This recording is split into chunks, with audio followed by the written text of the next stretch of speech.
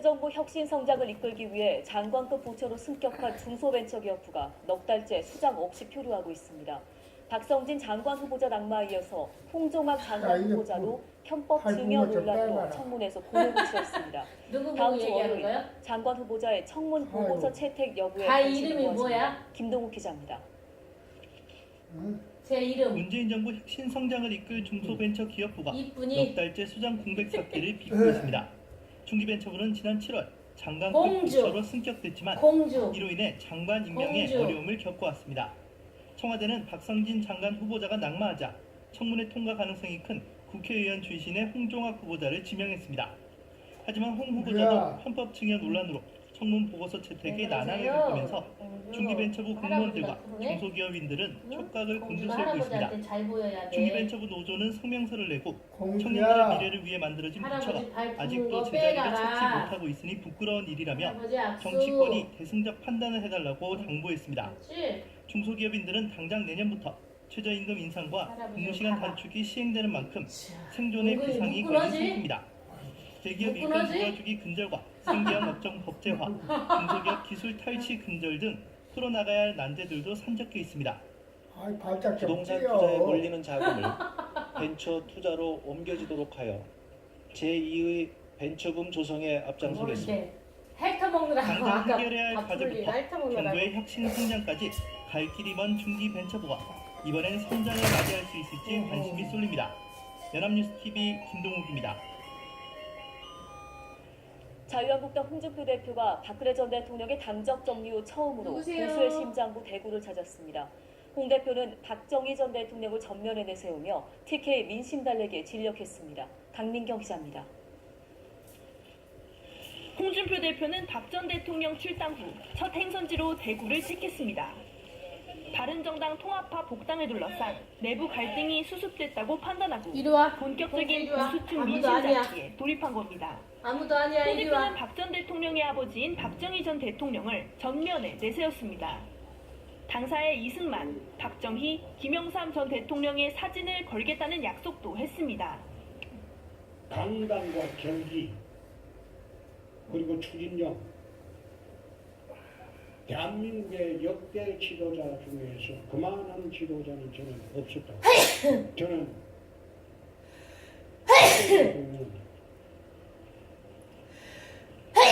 아버지 박 전 대통령 어제 여기 앉아보니까 어땠어? 어땠어? 살리기 위한 불가피한 선택이었다고 강조했습니다. 박근혜 전 대통령이 부당한 처분을 받지 그냥 앉아있을만 하지? 우리 보수파가 힘을 얻어야지 가능한 일입니다. 홍 대표는 박정희 띄우기로 환한 TK 민심 달래기를 시도했지만 잡음도 불거졌습니다. 박정희 전 대통령 100주년 기념 토크 콘서트장에 친박 단체 회원들이 들이닥쳐 홍 대표의 사퇴를 촉구했습니다. 여기서 자두대요. 일부 친박 단체들은 홍 대표의 일정을 따라다니며 규탄 집회를 열고 박 전 대통령 출당 조치에 대해 항의했습니다. 보수의 심장부 대구 방문을 통해 아무도 안 와. 이리 와. 보수의 본격 드라이브를 야. 건 홍 대표.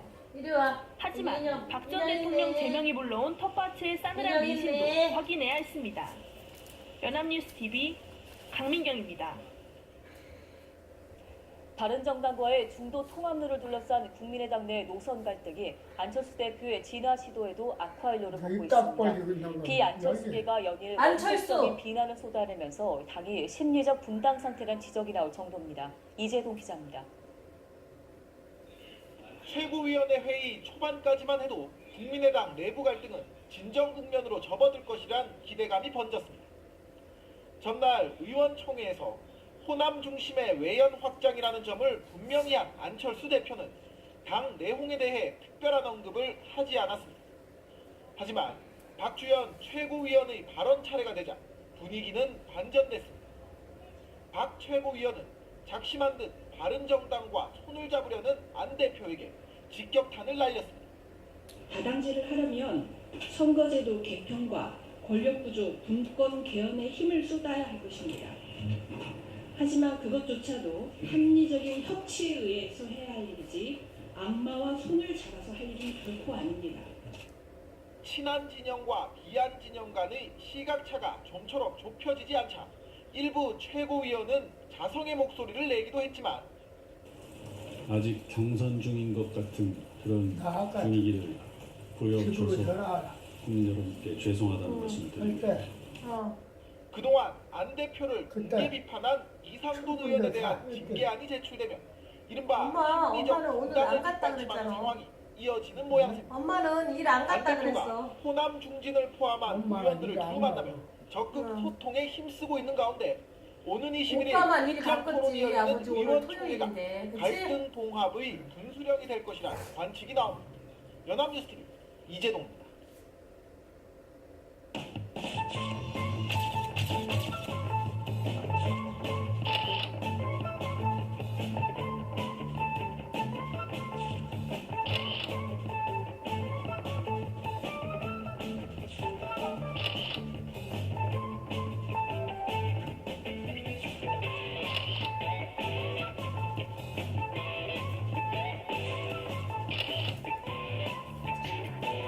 아 이거 참 자고를 손이 아프지. 뭐, 다리 부어 싸서? 네? 부어 싸서?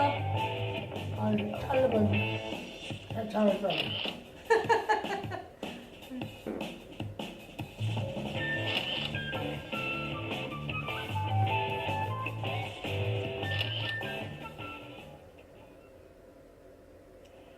오늘 새벽 0시 6분쯤 속초시 동방 75km 해상에서 선원 9명이 탄 어선에 화재가 발생했습니다.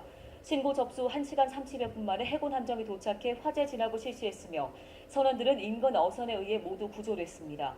사고 당시 동해 중부 먼바다에는 풍랑 경보가 내려져 초속 22m의 강풍과 높이 4.5m의 높은 너울성 파도가 일었습니다. 화재 나겠네. 불났지야.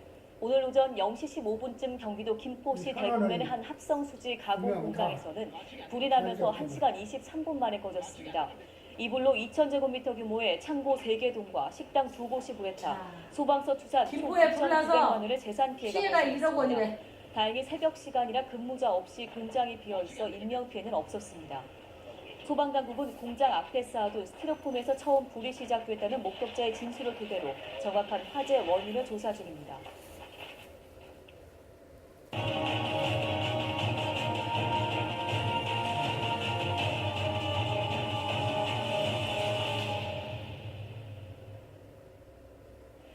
최근 우리 사회 여러 분야에서 안전소홀로 소중한 생명을 잃는 사례가 잇따르고 있습니다.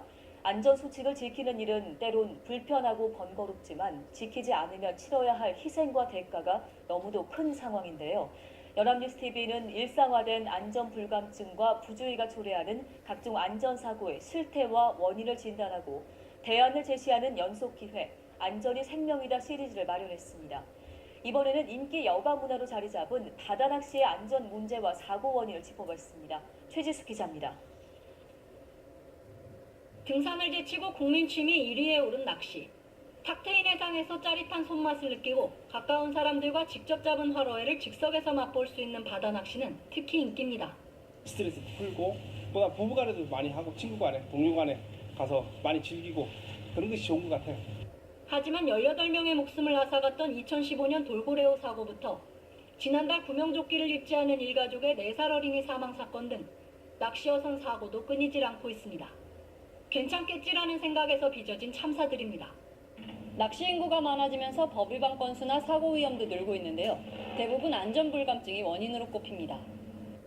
해양경찰청에 따르면 낚시어선 위반 행위는 해마다 큰 폭으로 증가하고 있습니다. 선주의 경우 영업구역 등 위반이, 승객의 경우 구명조끼 미착용이 많은 것으로 나타났습니다. 지난달 인천해경의 특별단속에서도 구명조끼 미착용이 19건으로 가장 많았고 승객명부 부실 작성과 미신고 영업이 18건으로 뒤를 이었습니다. 관련법은 강화됐지만 현장에서 안전수칙을 지키지 않으면 소용이 없어 꾸준한 계도와 단속이 필요한 상황입니다. 야간 갈치 낚시가 한창인데요. 밤에는 특히 사고와 직결될 수 있는 음주와 구명조끼 착용 여부에 대해 집중적인 계도 활동이 이뤄집니다.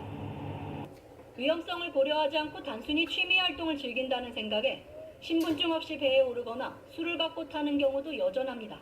오실 때 꼭 신분증을 꼭 지참을 하시고 그 다음에 선원본부를 기재하셔야 되는데 그거를 낚시객들이 깜빡하십니다. 그래서 꼭 오셔서 그냥 좀 이렇게 태워달라는 식으로 많이 하는데 그런 국민적인 의식이 좀 필요한 것 옷 같고 입혀놨어. 이거 옷이야. 일부 선주들의 경우 위치 발신 장치를 끄고 먼 바다로 나가거나 기상 이렇게 해서 악화에도 이거 무리한 2만 원씩 운항을 팔아. 감행하기도 합니다. 통상 단체로 2만 사전 원씩 예약과 팔아. 선입금을 받는데 현지 사정으로 취소하면 그날 소득을 놓치는 것은 물론 교통비까지 돌려줘야 하기 때문에 위험을 감수하는 겁니다. 이처럼 다양한 위반 사례가 발생하고 있지만 사실상 단속도 그렇지. 강제적으로 할 수 없어 협조를 구해야 하는 데다 인력상 한계로 모든 낚시 어선을 관리하기도 쉽지 않은 상태입니다. 안전을 이유로 검문을 할 시에 낚시 활동에 방해가 된다며 강한 불만을 제기하고 있습니다. 그리고 다수의 낚시 어선들을 관리하는데 저희 경비정만으로 모든 안전관리하는데 큰 어려움이 있습니다. 안전교육 의무 강화와 단속 인력 확대 등이 방안으로 제시되고 있지만 선주와 승객들의 안전의식 개선이 무엇보다 절실한 상황입니다. 연합뉴스TV 최지숙입니다. 출퇴근 시간마다 입석 운행이 만성화된 광역버스 노선이 있습니다. 경기도 용인 동백에서 서울 강남을 잇는 노선인데요. 2층 버스가 투입되면서 교통 불편이 크게 해소됐습니다. 강창구 기자가 취재했습니다. 출근 시간 경기도 용인 동백에서 서울 강남을 잇는 광역버스입니다. 자리가 없어 상당수 승객이 서서 갑니다. 고속도로를 달리는 광역버스라 자칫 사고라도 나면 큰 화를 당할 수 있습니다. 버스는 적고 승객은 많다 보니 어쩔 수 없이 콩나물 버스를 이용하는 겁니다. 강남역까지 1시간 반 정도 걸리거든요. 가면 굉장히 피곤하고 한데. 하지만 악명 높은 동백 강남 노선에 2층 버스가 투입되면서 승객들의 불편이 말끔히 해소됐습니다. 한 번에 73명까지 태울 수 있어 버스를 놓칠 염려가 없습니다. 광역버스가 3번 운행할 때 2번만 운행해도 비슷한 수의 승객을 나눌 수 있습니다. 2층 버스네. 전에는 2층 버스야 아까 금방. 서서 가고 그랬는데 편안하고 자리도 넓고 버스가 2층 버스가 있어 아버지. 투입된 2층 버스는 모두 6대로 출퇴근 시간 20분 간격으로 운행합니다. 2층 버스? 2층 버스 투입으로 2층. 광역버스 불법 그치? 입석 승차 행위가 사라질 것으로 기대됩니다. 콩나물 시루처럼 입석 승객들로 가득 찼던 노선인데요. 일반 버스보다 훨씬 많은 승객을 태울 수 있어서 승객들의 불편이 크게 해소될 것으로. 용인시는 내년 상반기까지 2층 버스 20대를 추가로 투입해 교통 불편을 해소할 계획입니다. 연합뉴스TV 강청우입니다. 요새 김치 사 먹는 분들이 많아져서 김장하는 집이 예전 같진 않습니다만 직접 담그는 집들은 슬슬 김장 생각할 때가 됐습니다. 올해 김장은 배추와 무가 많이 싸져서 예년보다 비용이 좀 덜 들 것으로 보이는데요. 다만 고춧가루 값이 올랐습니다. 서영석 기자입니다. 올해 김장용 배추와 무는 풍년입니다. 김장 비용 부담이 줄어들 것이란 이야기입니다. 배추값 쌀이야 아버지. 농수산물 유통공사가 조사한 올해 4인 가족 기준 김장 비용은 대형마트에서 23만 7천 원, 전통시장에선 이보다 만원 이상 더 적은 22만 5천 원 선입니다. 작년보다 10%가량 줄어든 겁니다. 특히 배추와 무는 본격적인 김장철을 앞두고 가격이 크게 떨어져 정부가 나서야 할 정도입니다. 산직과 풍력을 막기 위해 수확권의 물량을 폐기하거나 정부가 사들여 시장에 쏟아져 나오는 배추와 무의 양을 조절하는 배추 겁니다. 무 가격 폭락했디야. 국경은 김치에 꼭 들어가는 그러니까 농사 짓느라고 고생 많아지 그거. 이번 여름 잦은 비 탓에 작황이 좋지 않아 작년보다 가격이 60% 넘게 치솟았습니다. 정부는 지난 2013년과 2015년 풍년으로 비축해둔 고추를 시중에 공급해 수급 안정을 꾀할 계획입니다. 김장 채소 직거래 장터나 홈쇼핑, 특판장 등을 운영하고 있는데요. 지난해보다 직거래 장터 기소수도 확대하여 소비자들의 접근성을 보다 높일 계획입니다. 입동도 지나 김장 준비에 나서는 사람들이 점점 많아지고 있는 만큼 당국은 이번 달 16일과 23일 두 차례 더 김장 재료 구입 비용을 조사해 공개할 예정입니다. 연합뉴스TV 서영석입니다. 지난 4월 필립 모리스가 출시한 관련형 전자담배 아이코스의 연초 히츠가 5천만 갑 이상 팔렸다고 기획재정부가 밝혔습니다. 판매 금액은 약 2,150억 원이며 11월 판매량 기준으로 국내 담배 시장의 약 6%를 차지했습니다. 아이코스는 히트스틱이란 열을 내는 기구에 전용 연초인 히츠를 끼워 니코틴이 함유된 수증기를 마시는 방식의 전자담배입니다. 아이코스 제조사인 필립 모리스는 아이코스의 유해 물질은 일반 담배 10% 수준이라고 주장하지만 세계보건기구는 가열식 담배가 일반 담배보다 덜 해롭다는 근거는 없다고 밝혔습니다. 우리나라 66세 이상 노인의 상대적 빈곤율이 경제협력개발기구 OECD 회원국 가운데 최고인 것으로 나타났습니다. OECD가 발표한 불평등한 고령화 방지 보고서를 보면 우리나라의 66살에서 75살 노인의 상대적 빈곤율은 42.7%, 76세 이상 노인은 60.2%로 비교 대상 38개 회원국 가운데 1위를 기록했습니다. 특히 우리나라의 66살에서 75살 노인의 상대적 빈곤율은 OECD 회원국 평균인 10.6%의 4배, 76살 이상은 OECD 평균 14.4%의 4.2배에 달했습니다. 한국의 노년 부양비는 오는 2050년까지 매년 3.8%포인트 상승할 것으로 예측됐습니다. 독신자의 날 관군제라 불리는 11월 11일은 중국 쇼핑객들이 무척이나 기다리는 대형 할인 행사가 열리는 날입니다. 올해로 9년째를 맞은 관군제 할인은 이제 중국을 넘어 전 세계인이 주목하는 쇼핑 이벤트로 확대됐습니다. 상하이에서 정주호 특파원이 소식 전해왔습니다. 중국판 블랙 프라이데이로 불리는 중국의 최대 쇼핑 이벤트 관군제 할인 행사가 시작됐습니다. 알리바바의 온라인 쇼핑몰인 티몰과 라이벌인 징동닷컴 등 중국 전자상거래 업체들이 일제히 중국과 전 세계를 대상으로 할인 판촉 행사를 진행하게 됩니다. 중국과 해외의 100만 개의 편의점 브랜드들이 참여합니다. 이 글로벌 브랜드 킥스하나부터